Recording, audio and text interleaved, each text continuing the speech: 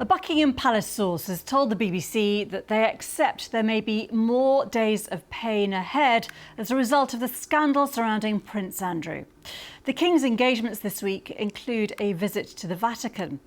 It all comes as the Met Police says it is actively looking into claims that Prince Andrew asked one of his personal protection officers to find out information about his accuser, Virginia Giuffre.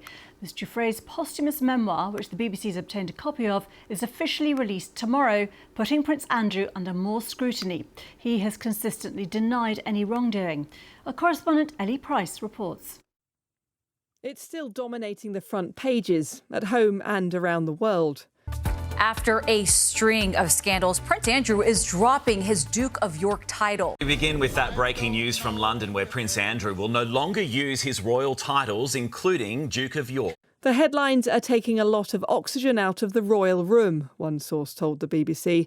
Perhaps a classic example of British understatement, given the ongoing revelations about the King's brother. Despite him relinquishing his honours and titles on Friday, the heat has not gone out of this scandal. Virginia Giuffre's full posthumous memoir, obtained by the BBC in a London bookshop this weekend, describes how she felt she might die a sex slave at the hands of Jeffrey Epstein and his circle. She says she had sex with Prince Andrew on 3 separate occasions, including once with Epstein and approximately 8 other young women. While there are no new claims in the book, it makes for a harrowing read, which paints a picture of a web of rich and powerful people abusing young women. Prince Andrew has consistently denied any wrongdoing and says he doesn't recall meeting Virginia Giuffre. But yesterday, the Metropolitan Police confirmed it was actively looking into reports that Prince Andrew tried to obtain personal information about her through his personal protection team. Her family have called for Andrew to be stripped of his prince status, something echoed by the leader of the Scottish National Party at Westminster, Stephen Flynn, adding to pressure on the government to change the rules to allow it to happen. At the moment, a title can be given, but it can't be removed. And I expect that is the reason why the Duke of York, or the former Duke of York, says that he will no longer be using that title. However, it doesn't say that he doesn't possess that title. And the removal of titles bill would bring real clarity to that matter, giving more powers to the king. And I think that that would be so timely. And I think this now leads for Parliament to have serious discussions about how it takes this forward. But it's understood Buckingham Palace has no current plans to remove the Prince title that Andrew was born with. It was business as usual yesterday for the King as he headed to church near his Balmoral estate. The monarch will hope for something of a reset this week as he makes some significant public appearances, including praying with the Pope at the Vatican on Thursday.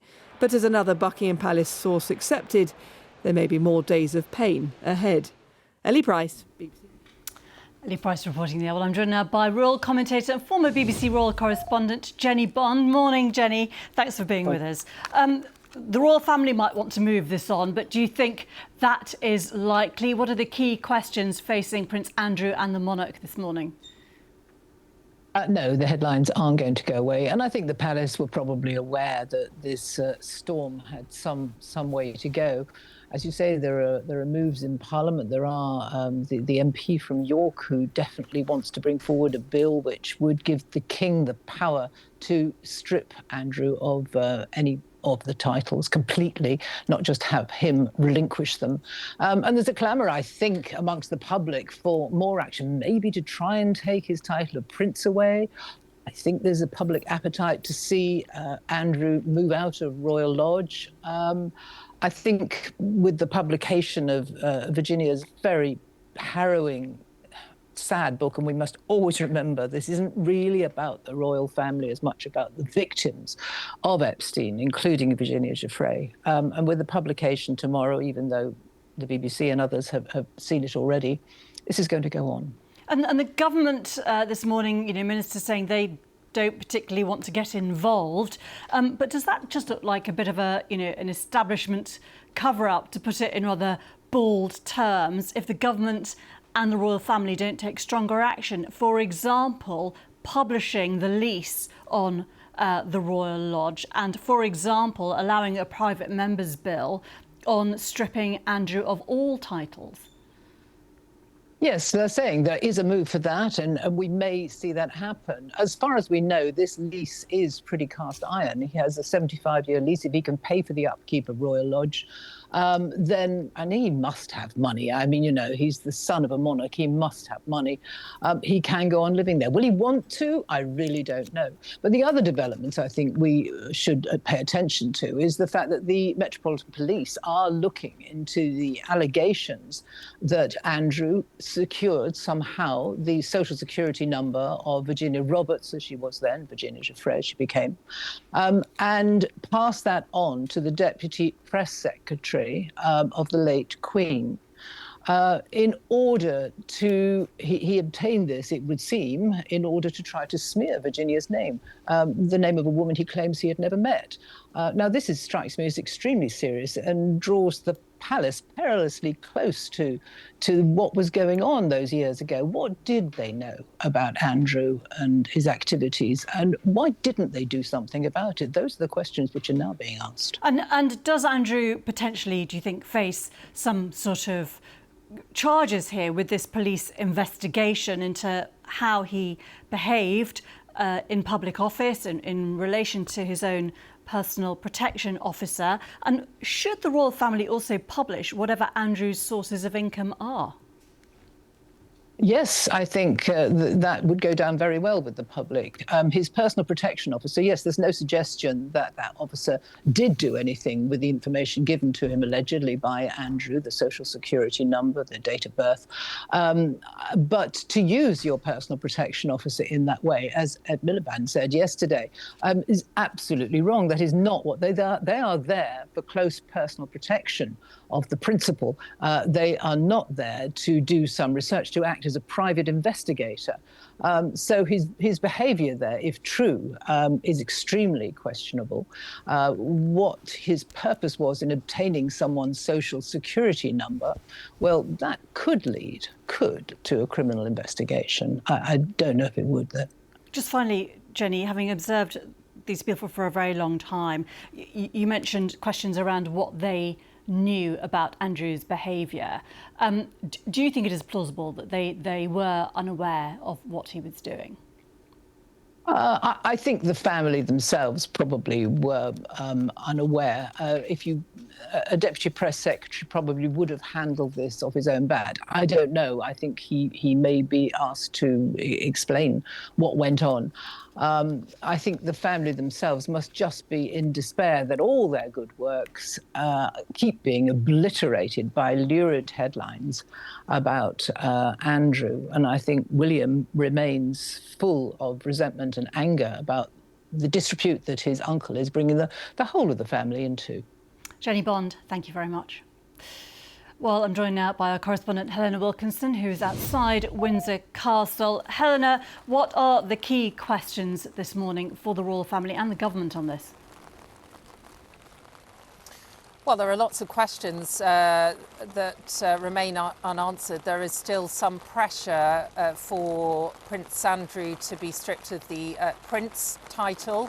There's also questions that remain about where he lives. We are in Windsor because this is where Prince Andrew lives. He lives in a 30-room mansion in Windsor Great Park, not too far away, about 3 miles away or so from the castle. Now, he does have a private tenancy agreement, and that lasts until 2078. And so as long as Prince Andrew can continue to pay the bills, then he doesn't have to leave, and it's likely that he will want to remain there. But there is continued pressure on him, and the allegations keep emerging. And we have a copy of the posthumous memoir that we've been talking about this morning, Nobody's Girl, by Virginia Roberts Giuffre. The BBC managed to get a copy yesterday in a London bookshop. They were selling it ahead of the official release date of the book, and it does make for harrowing reading. In the book, in the memoir, Virginia Giuffre talks about her experience, what she was put through by Jeffrey Epstein and his circle. She talks about how she feared that she might die a sex slave at the hands of Epstein. In the memoir, Virginia Giuffre also mentions the BBC Newsnight interview, that infamous interview nearly 6 years ago, and she says in the memoir that Prince Andrew failed to communicate any sympathy for Epstein's victims. She also touches as well in the memoir about that 2022 out-of-court settlement. You'll remember she took civil action against Prince Andrew. She says that she agreed to a one-year gag order, which seemed important to the prince, she says in her memoir, because it ensured that his mother's platinum jubilee would not be tarnished any more than it already had been. So Prince Andrew, as we know, on Friday gave up his titles, although there would have been intense pressure on him to do so, discussions he had with the King and the immediate family. So giving up his titles and honours, the royal family, in particular the King, trying to detach and separate as much as possible from Prince Andrew in terms of his royal connections, and hoping that that would draw a line under it. But as we've seen over the weekend and today, I mean today Prince Andrew on the front pages of many of the newspapers here in the UK. The allegations just keep emerging. Important to say that Prince Andrew denies all the allegations against him. Helen Wilkinson, thank you very much. Well, if you want to read more about this, you can see what's in Virginia Giuffre's posthumous memoir, Nobody's Girl, which the BBC, as we've been hearing, has obtained a copy ahead of its publication tomorrow. It's on the BBC News website or the app.